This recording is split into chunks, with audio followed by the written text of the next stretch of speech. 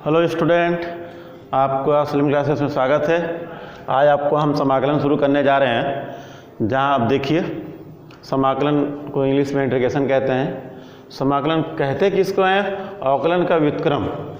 अवकलन का व्युत्क्रम जो हमारा समाकलन कहलाता है। जैसे मान लीजिए कि माना एफ एक्स जो है का अवकल गुणांक एफ डैश एक्स है, तो d d x of f x is equal to f dash x. हम मान लिए कि एफ एक्स फलन को ये इसका अवकल गुणांक क्या आ रहा है, एफ वन या एफ डैश एक्स है, तो एफ डैश एक्स का समाकलन एफ एक्स होगा। इस प्रकार लिखते हैं integration f dash x d x is equal to f x. ये जो चिन्ह बनाए हैं ये समाकलन का चिन्ह है। समाकलन के चिन्ह के अंदर जो ये हम जो डी एक्स लिखे हैं, डी एक्स लिखा गया है, इसका अर्थ यह है कि समाकलन को किसके सापेक्ष किया गया है, और इसके बिना आपका समाकलन का कोई अर्थ नहीं है। इसको समझिए इस तरह से, हम जानते हैं कि d d x is equal to d d x of sine x is equal to cos x. ठीक है, तो साइन एक्स का अवकलन क्या आया हमारा, कास एक्स हम जानते हैं, तो इसी को इस प्रकार लिखेंगे cos x d x is equal to sine x. ये इंटीग्रेशन का चिन्ह होगा। यहाँ एक्स डी एक्स लिखते हैं तो एक्स के सापेक्ष के लिए ये भी है कि आपका समाकलन किसके सापेक्ष हो रहा है, डी एक्स हमारा यहाँ लिखना है इंटीग्रेशन के अंदर। तो ये कास एक्स का समाकलन क्या आएगा, साइन एक्स आएगा। इसी चीज़ को यहाँ बताया गया है कि एफ एक्स का अवकलन गुणांक अगर एफ डैश है तो एफ डैश अवकलन एफ एक्स का अवकलन एफ डैश एक्स आया, एफ डैश एक्स का समाकलन एफ एक्स होगा। इसे हम इस प्रकार लिखते हैं integration f dash x d x is equal to f x. इस जो आपका इंटीग्रेशन चिन्ह बना है, ये चिन्ह बना है, ये मतलब सम है, उसी को थोड़ा सा एस होता है, एस को आप इतना इस तरह से थोड़ा ऐसे बनाएंगे। ठीक, ये क्या कहलाएगा हमारा, समाकलन का ये चिन्ह कहलाएगा। समाकलन के अंदर आप हमने जो आपको डी एक्स लिखा हुआ है, इसका मतलब है कि किसके सापेक्ष अवकलन किया जा रहा है। ठीक है, बिना dx का कोई अर्थ नहीं है, इसे समझ लें समाकलन में। यहाँ अगर हम dx नहीं लिख रहे हैं इस समाकलन के अंदर तो समाकलन का कोई अर्थ नहीं है। फिर इसके बाद आता है आपका व्यापक समाकलन। तो व्यापक समाकलन देखिए, यदि डी एफ एक्स बराबर एफ डैश एक्स है, एफ एक्स प्लस सी का हम करेंगे अवकलन तो अलग अलग हो जाएगा, एफ एक्स का और सी का। इसका आ गया एफ डैश एक्स, कांस्टेंट का 0 हो गया एफ डैश एक्स। इसी को समाकलन लिखा f dash x d x is equal to f x plus c. तो सी जो आया है उसको एक अचर है, इस अचर को हम समाकलन अचर कहते हैं। इसको आप इस तरह समझिए, जैसे देखिए हम कोई क्वेश्चन लेते हैं, ये हमारा है जैसे आपकी बताया साइन एक्स प्लस 5, इसका हम अवकलन करते हैं। इसका अवकलन करेंगे तो कास एक्स प्लस 0, ये कास एक्स आएगा, साइन एक्स का कास एक्स अवकलन हो जाएगा और 5 का 0 हो जाएगा। इसको हम इस प्रकार लिख सकते हैं ना, integration of cos x d x is equal to sine x plus 5। ठीक, इसी प्रकार इसका अवकलन जब इतना कास एक्स आया है तो कास एक्स का समाकलन जो हमारा साइन एक्स प्लस 5 आएगा। अब इसी एक और उदाहरण देखिए, D d x of sine x plus 7 है यहाँ, इसका हम अवकलन करेंगे, साइन एक्स का क्या आएगा कॉस एक्स और 7 का 0, यह आ गया कॉस एक्स। तो यहाँ देखिए integration of cos x d x is equal to sine x plus 7 आया। यहाँ हम देख रहे थे कास एक्स का जो समाकलन किया गया डी एक्स के सापेक्ष साइन एक्स प्लस 5, यहाँ पर कितना आया, साइन एक्स प्लस 7 आया। तो कहीं 5 आ रहा है, कहीं 7 आ रहा है, तो इसी जो अचर आ रहा है उसको हम एक सी दर्शा लेते हैं, मान लिया जाता है। तो उसको हम इस प्रकार से लिखते हैं integration of cos x d x is equal to sine x plus सी। इस सी को हम क्या कहेंगे, समाकलन अचर कहते हैं इसको। ठीक है, उसी चीज़ को यहाँ बताया गया है कि सी एक आपका स्वेच अचर है, इस स्वेच अचर सी को हम क्या कहते हैं, समाकलन अचर कहते हैं। आइए कुछ हम मानक देखते हैं। अब आपको हम बतलाने जा रहे हैं कुछ मानक समाकलन। जैसे अभी आपको हमने पहला जो बताया है, अब वो क्या बताया हमने, साइन एक्स का अगर हम अवकलन करते हैं तो कास एक्स आता है। इसी प्रकार जब हम cos x का जब समाकलन करेंगे तो क्या आएगा हमारा, ये sin x और एक प्लस सी जरूर लिखेंगे, ठीक है। और प्लस सी क्यों लिख रहे हैं इसलिए आपको बता दिया पिछले उदाहरण में समझने के लिए, ठीक है। अब दूसरा देखिए D cos x dx, cos x का हम अवकलन करेंगे तो आएगा साइन माइनस साइन x, ठीक। तो इसको इस प्रकार हम लिख सकते हैं। तो इसका समाकलन जब किया जाएगा माइनस साइन x का जब समाकलन करेंगे हम तो आंसर हमारा आएगा cos x प्लस सी। लेकिन माइनस साइन x तो लिखेंगे नहीं फार्मूले में, तो इस माइनस को यहाँ से हटा दिया जाएगा तो यह माइनस हमारा यहाँ आ जाएगा, ठीक है।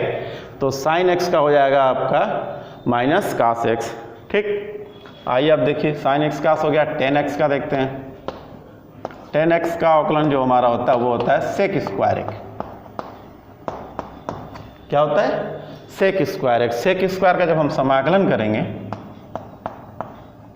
तो सेक स्क्वायर का समाकलन आएगा आपका टेन x प्लस सी, ठीक। इसी प्रकार आइए अब काट x का देखिए, काट x का जो होता है वो माइनस कोसेक स्क्वायर x होता है। अवकलन आपको पढ़ चुके हैं पहले।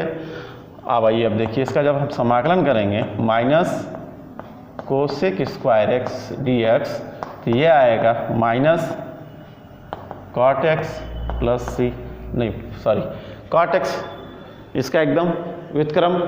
तो यहाँ माइनस आ गया था हमारा, तो ये माइनस हम यहाँ लिए, इस माइनस को यहाँ ना लेकर यहाँ ले लें तो हमारा फार्मूला बन जाएगा कोसेक स्क्वायर x का माइनस कॉट x, ठीक है। ये हो गया आपका त्रिकोणमिति sine x cos x tan x, और भी ले सकते हैं। सेक x का अवकलन क्या होता है हमारा, सेक x का सेक x इंटू टेन x, इसलिए हमको यहाँ समाकलन लिखेंगे सेक x into ten x dx, इसका आएगा समाकलन सेक x प्लस सी, ठीक। जैसे उसका क्या हो गया, व्युत्क्रम हो गया है, ठीक है। अब और आप देखिए सेक x के बाद कोसेक x का, कोसेक x का होता है minus cosec x into cot x, इसलिए इसको हम minus cosec into cot x का जब समाकलन करेंगे तो आएगा कोसेक x प्लस सी, ठीक है। तो ये माइनस यहाँ तो सही नहीं है, यहाँ माइनस हटा दीजिए और यहाँ लग देंगे माइनस कोसेक x, ठीक है। ये आपका जो फार्मूला हुआ कोसेक x का अवकलन हम जानते थे minus cosec into cot x होता है, इसी तरह इसका समाकलन जब कोसेक इंटू कॉट x का लिखेंगे तो माइनस कोसेक x लिख देंगे, ठीक। ये हो गया ट्रिग्नोमेट्री के आपके। आइए अब एक और देखिए डायरेक्ट e की पावर x का अवकलन।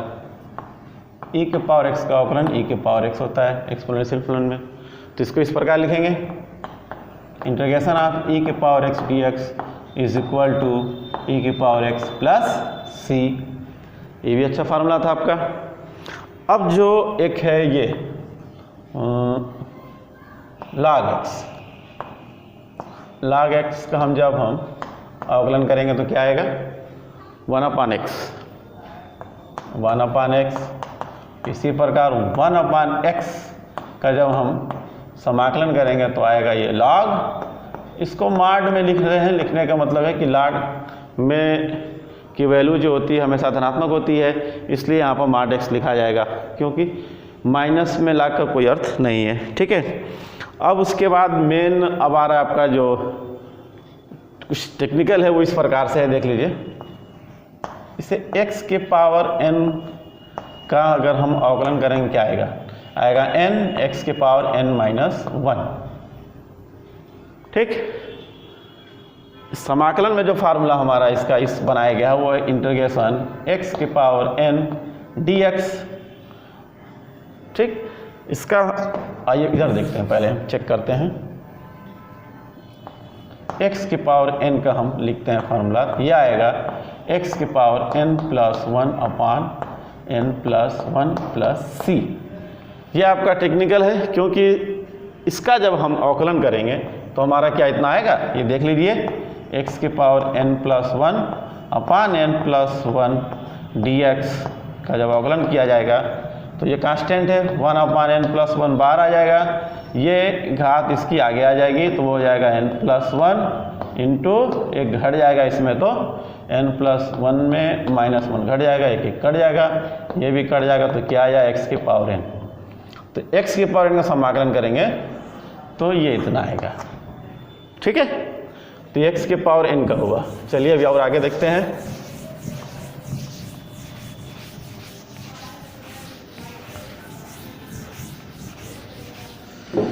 अब देखते हैं हम a की पावर x का, ये भी उसी प्रकार से a की पावर x का जब हम समाकलन लिखेंगे तो आएगा a की पावर x अपान, इसका समाकलन लिखेंगे ना, a की पावर x का अवकलन लिखेंगे तो आएगा, ठीक है, a की पावर x log a। ये भी उसी प्रकार से, अब इसका अब हम समाकलन करें इस प्रकार से, इंटीग्रेशन ऑफ a की power x log a dx बराबर तो आएगा a की पावर x प्लस c। ठीक है ना, तो यहाँ अब ये लिखना अच्छा नहीं है तो इस फार्मूले को यहाँ हटा देंगे तो क्या होगा, तो ये हमारा इस प्रकार से हो जाएगा ना, अपान log a।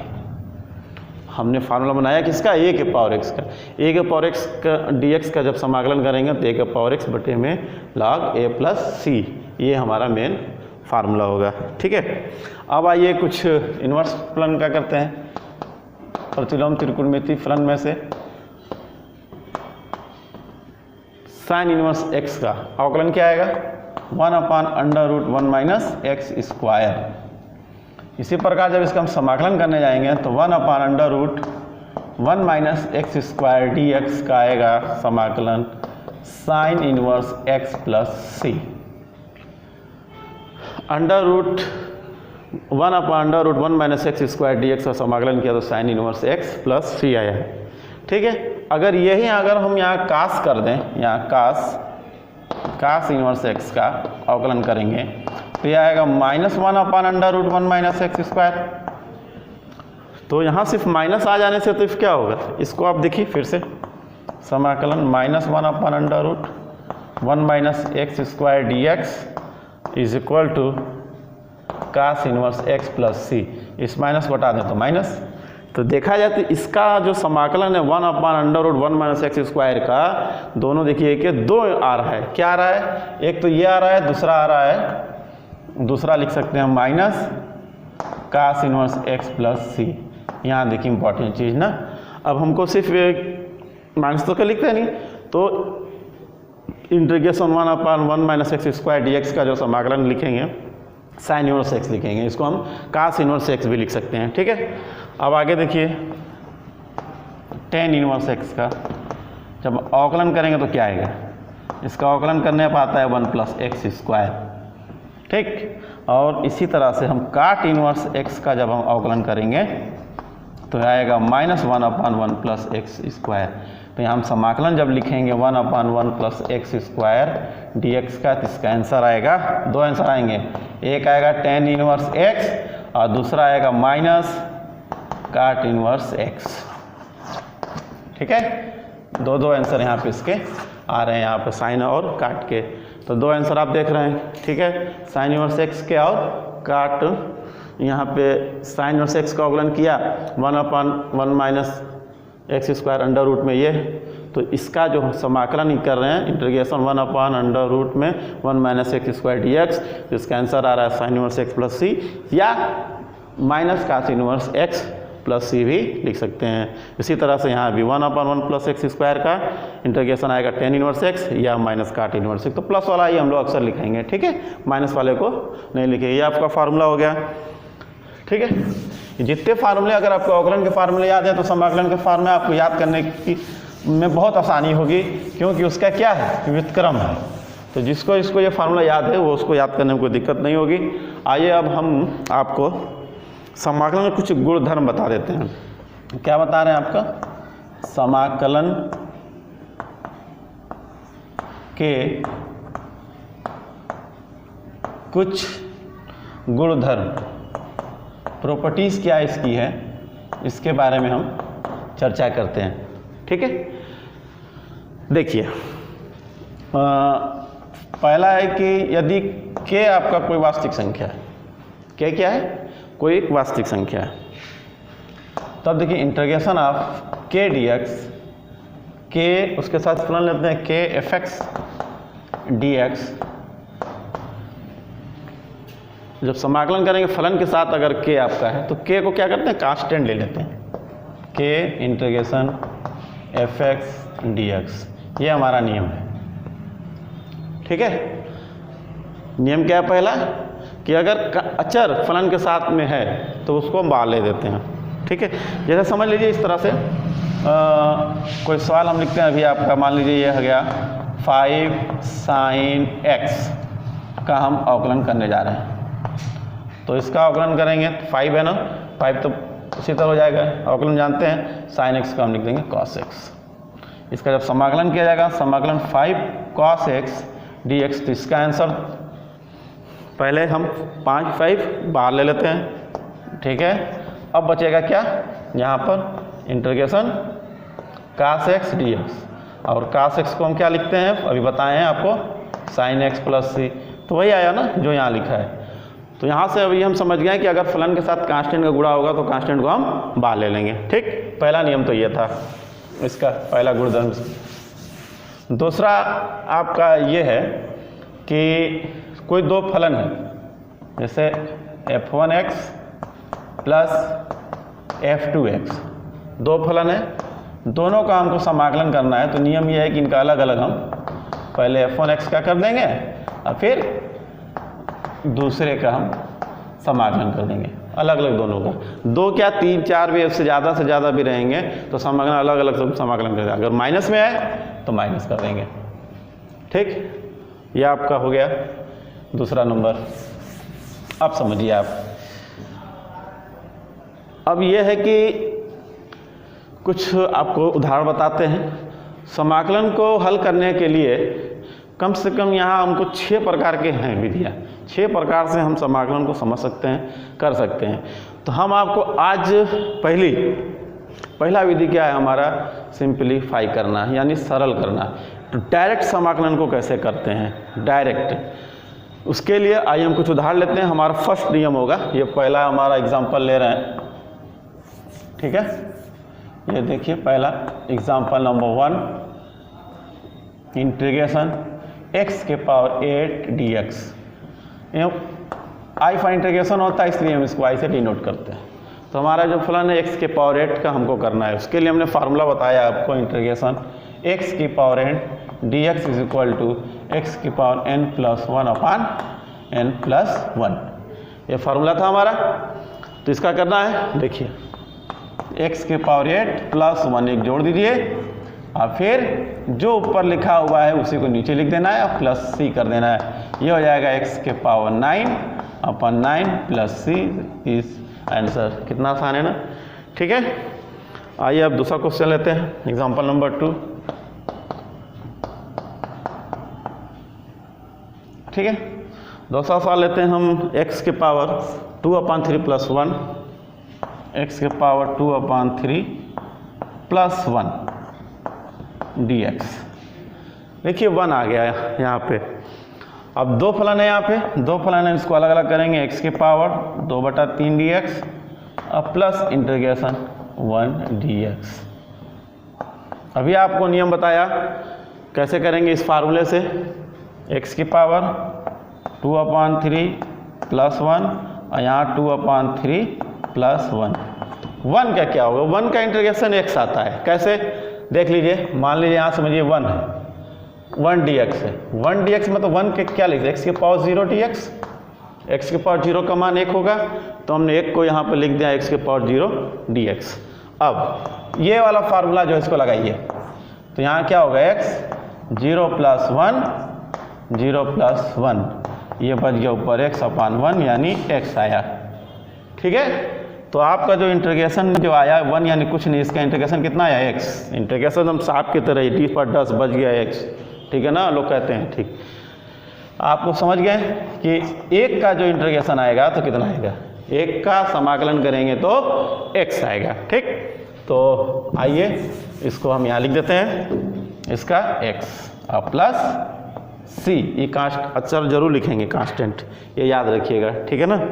अब उसके बाद इसको सॉल्व करिए, कितना आएगा, x की पावर 5/3, ये हो गया 5/3 प्लस x प्लस c, या इसको लिख सकते हैं 3/5 x की power 5/3 plus x plus c is answer.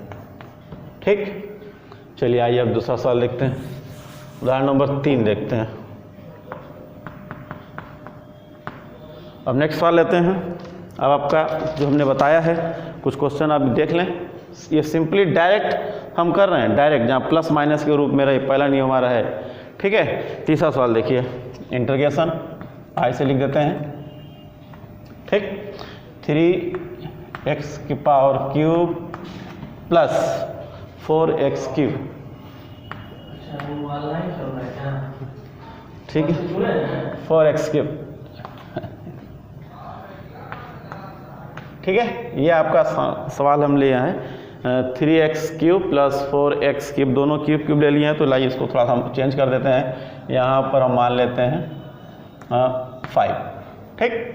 ये समाकलन बन गया है, तो इसको ऑफ करना है, ठीक है। लाइए कैसे करते हैं। पहला काम, 2 भागों में है, बीच में प्लस है, तो आप इसको अलग अलग करिए। 3x की power 5 dx plus integration 4x की पावर क्यूब dx, ठीक है। अब आपको हम बतलाए थे कि अगर फलन के साथ अगर अचर होगा तो उसको हम बाहर ले लेंगे। तो यहाँ क्या हो जाएगा, हमारा 3 बाहर हो जाएगा, x के पावर 5 dx प्लस 4, यहाँ भी अचर 4, यहाँ भी हम ले लिया 3 dx, ठीक है। अब x की घात 5 क्या करना है, आपको पहला ही फार्मूला बताया हमने, क्या फार्मूला हमारा है, ऊपर नहीं दिखाई देगा, ये यहाँ लिख देते हैं, x की पावर n/dx, इसका फार्मूला होगा x की पावर n+1/n+1, जो घात होगी उसमें 1 जोड़ देना है। तो यहाँ हमारी घात कितनी है, 5 है, तो 5 में 1 जोड़ देंगे, फिर 5 जो ऊपर लिखा होगा यहाँ लिख देंगे, ठीक है। ये हमारा 4 x से फिर यहाँ पर 3 में धन 1 हो गया, 3 धन 1 धन c, ठीक है।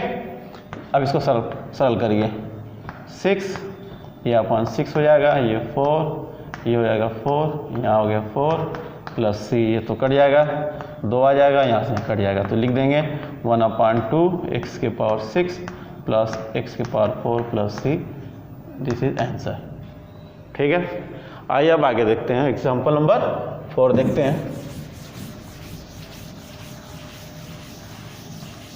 अब कुछ हम ट्रिग्नोमेट्री से एक क्वेश्चन लेते हैं, वह है integration 1/sin² x cos² x dx।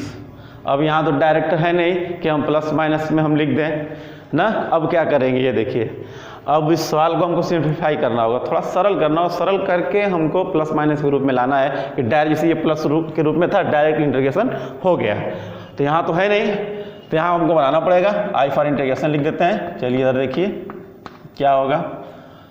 अब यहाँ त्रिकोणमिति लगानी पड़ेगी। अब त्रिकोणमिति में सबसे पहले 1 को हम जानते हैं, समीकरण नंबर 1 पढ़ा था, sin² theta equal sin² x plus cos² x को 1 लिखते हैं, 1 को लिख दिया, sin² x into cos² x dx, ये आ गया आपका। अब देखिए इसको भाग दे दीजिए, sin² x अपान sin² x cos² x plus cos² x अपान sin² x cos² x dx। यहाँ देखिए sin² से sin² कट गया, cos² से cos² कट गया, क्या बचा है 1/cos² x plus 1/sin² x, इसको लिख सकते हैं sec² x प्लस इसको लिख सकते हैं cosec² x। 2 आ गया प्लस माइनस के रूप में, यहाँ पर प्लस में आ गया, एक फलन 2 फलन, पर इसको अलग अलग कर लीजिए, sec² x dx plus direct integration में इसको हम जानते हैं क्या होता है, सेक स्क्वायर एक्स का टेन एक्स और इसका minus cot x plus c. This is answer आ गया आपका। ठीक है, थोड़ा सा सिंप्लीफाई करना पड़ेगा आपको। समझ आ रही बात? आगे आइए, अब देखिए